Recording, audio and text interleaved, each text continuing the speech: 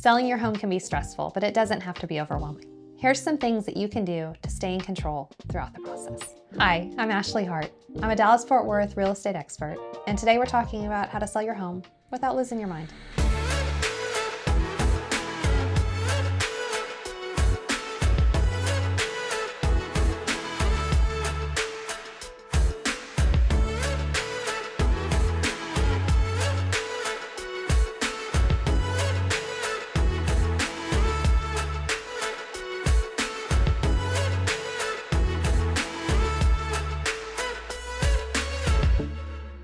So you've decided to sell your home, but now you need to know what's next.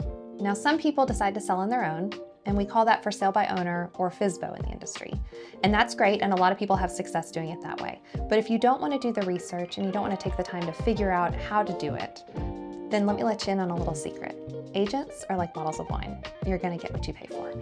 A great real estate agent is going to save you time, money, and unnecessary stress. Now, the right agent for you is going to be somebody that understands your local market.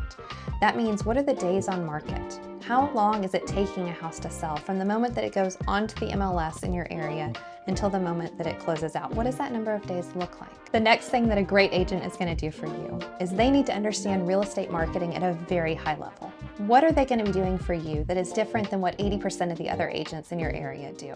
Are they just going to do what we call the 3 Ps? They're going to put a sign in the yard, put it in MLS, and then pray that it sells? Or are they going to take it a step further? That may look like social media, that might be door knocking in the neighborhood, that might be open houses. There are any number of strategies that we can deploy.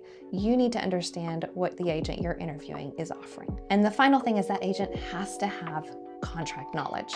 Now, in Texas, we're a very buyer-friendly state, and that means that in our contract, there's over 30 different ways, depending on the type of financing, that a buyer can get out of a contract. There's only one way that a seller can get out. If you don't understand how each of those play into each other throughout the contract process, you should not be navigating this transaction alone. Now that we've got expectations in line, the very first step to preparing your home to sell is staging.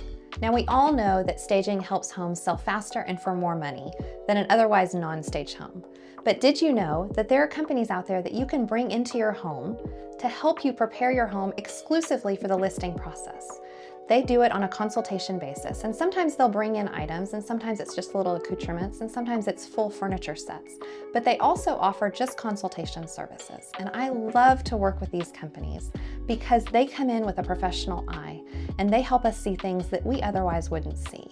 You see, the way that a home presents online and in photos is so different than the way it presents when you walk through the house. So something that you may not see because you live in the home every day is going to jump out to me, and something that I may not see is going to jump out to them because they're the professional and the trained eye. So whether you hire a company to come in and assist, or whether you have that professional background, the important thing is that you properly stage your home. Now, when we work with the stagers, we like to start at the curb, because everything from the moment the guests arrive is important. How does the mailbox look? How does the landscaping look? How does the front door look? Are there leaves along the walkway? There are so many things that a person can identify before they even hit the front door. Then we open the door and we decide, what is the lighting like? Do the windows need to be open? Are the curtains drawn? Are the windows clean? How many personal items are there in sight? We want the home to feel like a guest is entering into a hotel room, because you see, when you walk into a hotel room, everybody feels at home. They are intentionally staged and designed to make everybody feel welcome. And we want to do the same thing within your home. For this reason, a stager is going to ask you to take down your personal pictures and decor, because we want the family who walks into your home to feel like they can see themselves living in your home. And it's very, very difficult for them to do that if they see your family all over the walls. It's not that we don't love your stuff. We do, usually. It's that we want to attract as many guests and possible buyers as possible. So you finish staging your home and you feel like it's ready for guests. I encourage you, please bring through somebody to deep clean your home. Think about your home as a bride on her wedding day. A bride has never looked more beautiful.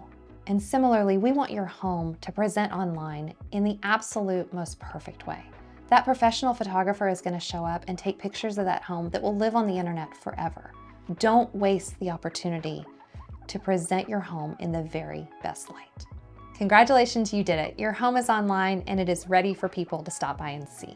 The agent's time to take over is upon us, and most of us are going to use a scheduling platform.